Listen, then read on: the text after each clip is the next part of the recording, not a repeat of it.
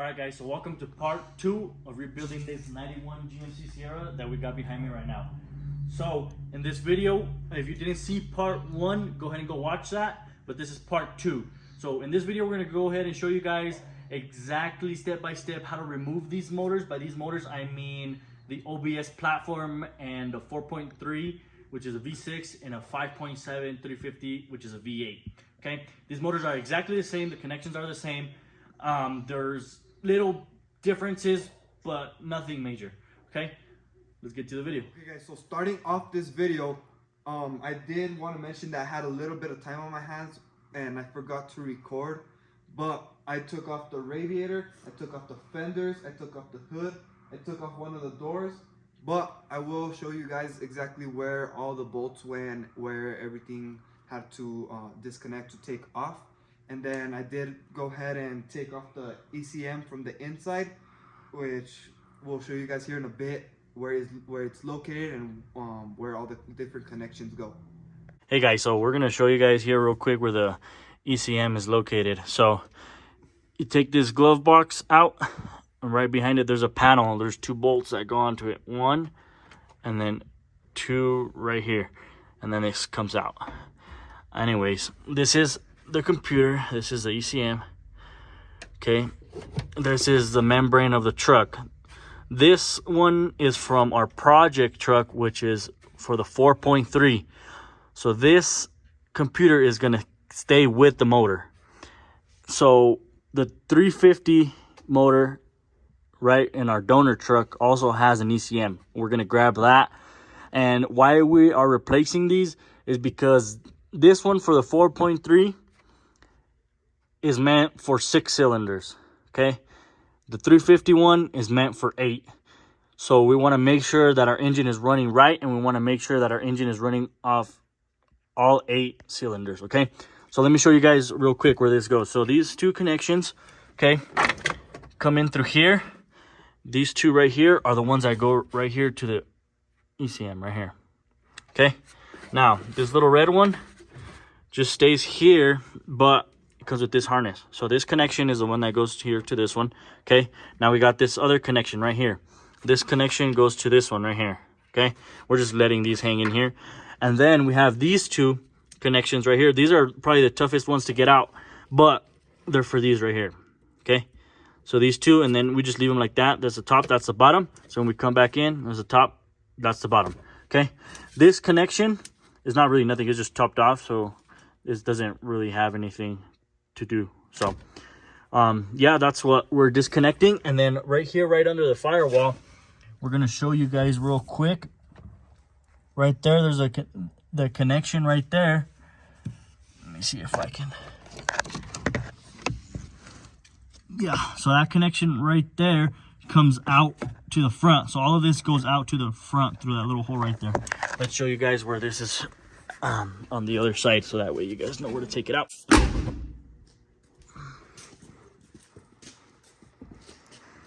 Okay, so this is your wiring harness. This one's kind of ugly, but this right here, you release these 2 bolts, and then you can pull this. There's a little tab that you got to push, and from the inside, but this whole thing comes out, and that's that wiring harness that is back there.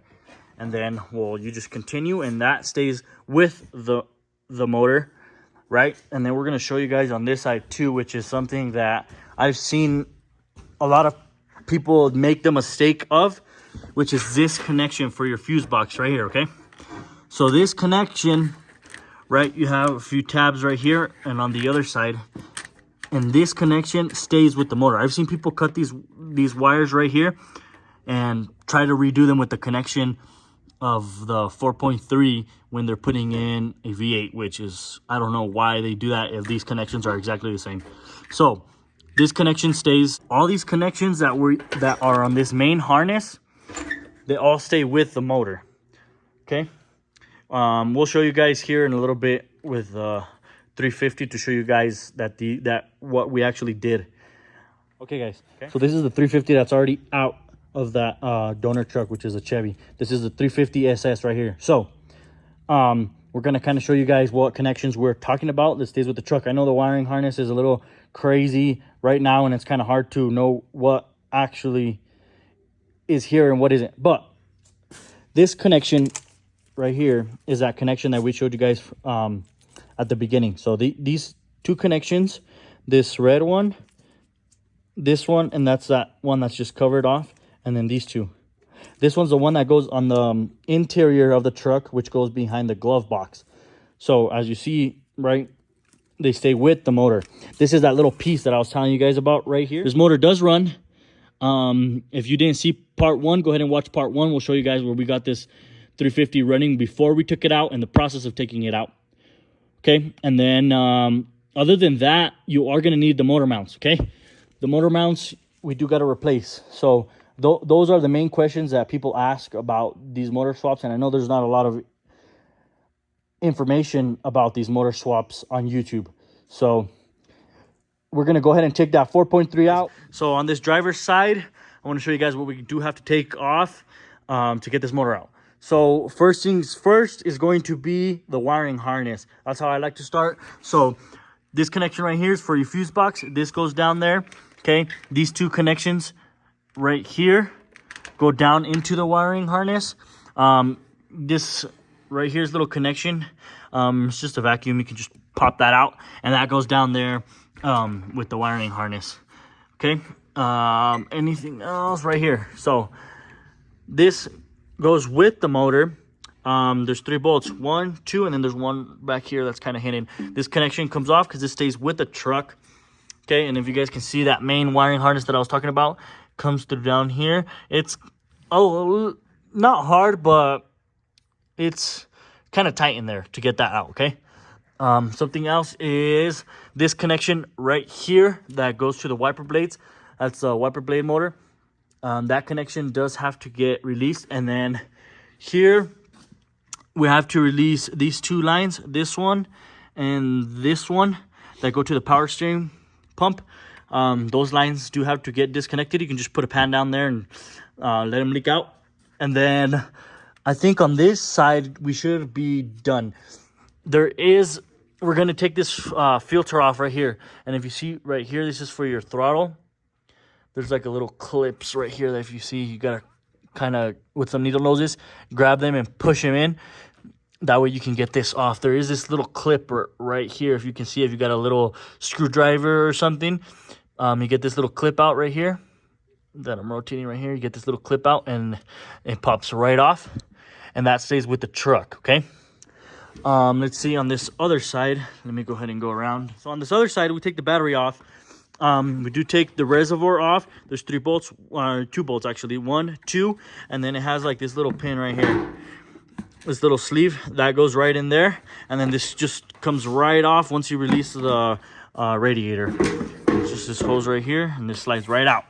Okay, now as I was talking about, right here was this connection that I was talking about earlier. So 2 bolts comes out, you bring everything that you disconnected from the inside out, and then we have these connections. I would like to take a picture before you disconnect these so you know where they go exactly. Okay, now this right here, I'm going to show you guys. We took this off the hood. This is the light bulb that goes onto the hood. When you open it, it turns on. Okay, so that stays there.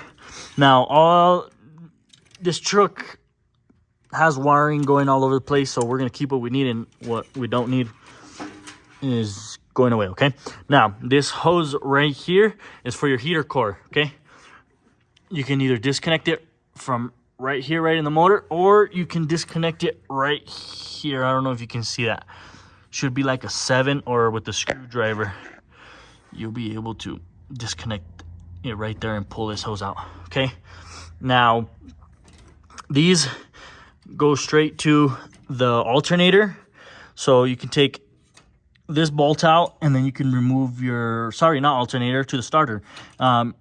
Remove the starter, and then these come out. And then what I like to do, we usually just chain it up right here to get this motor out. So I release this boot and this boot right here, that way we don't get stuck with the chain. Okay, and then this wiring stays here. This big red wire that you see is for the interior. That's actually for our amps and our subs. So that's what that is for. So that is going to stay here. If you have that, just leave it in. There's a few little connections that go back here. Like one goes to your oxygen sensor. The other one is your speed sensor on that side. And we're just going to kind of go little by little. Once we get to those connections, we'll show you where they're located and how to disconnect them. But this is kind of the basis of starting off to release, to take this motor out.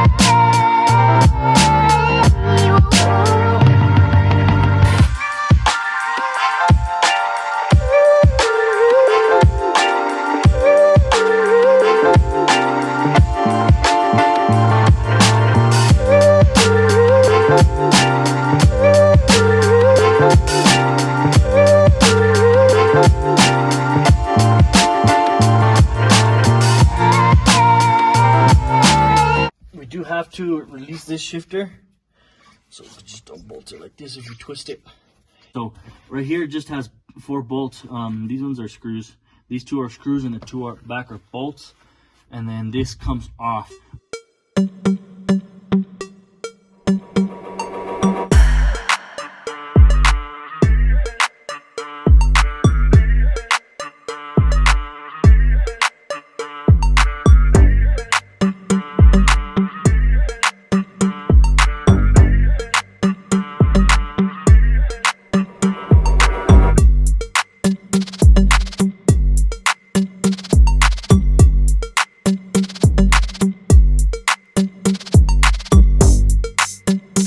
Have to take these bolts off right here, if you can see them, 1, 2, and then there's 2 on the back side.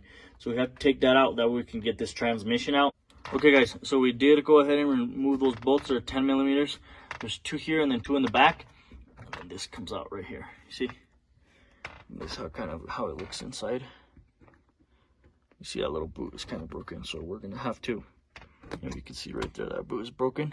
So we are going to replace this right here, and we're gonna jack the transmission up once we got the motor hooked up to the cherry picker, so we can go ahead and lift that bolt out, so that way everything can go ahead and go forward.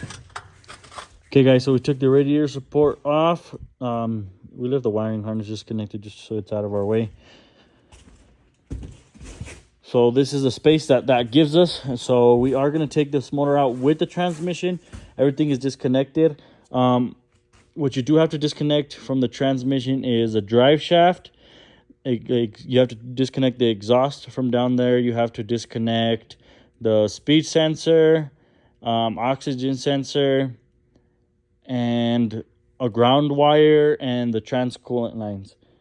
And other than that, that's it. We're gonna go ahead and put the cherry picker on this and release the motor mounts and see if we can get it out. All right guys, so motor's out, transmission's out. So as you guys can see, we've got a big oil leak, gear fluid leak actually. See, we got the valve covers leaking and some other stuff. So we're just gonna get it out and get it on some blocks and call it a day. We'll be back tomorrow to take this thing apart, take these 2 apart. So what we did, we didn't take the U-joint off right here for the drive shaft. All we did was when we pulled it forward, it just came out. You can do that, or you can take the U-joints off. We just thought it would be easier for our situation just to do this.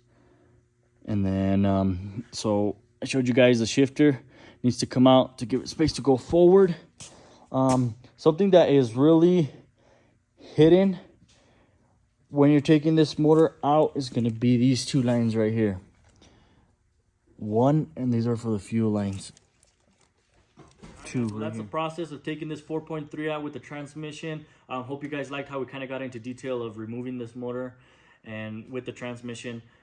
All we got left to do is take the transmission apart from that 4.3 and change the clutch flywheel and throw it into that 350 so that way we can put it in the truck. We're not going to get too much into detail, but that'll be in the next video. So thank you guys for watching. See you next time.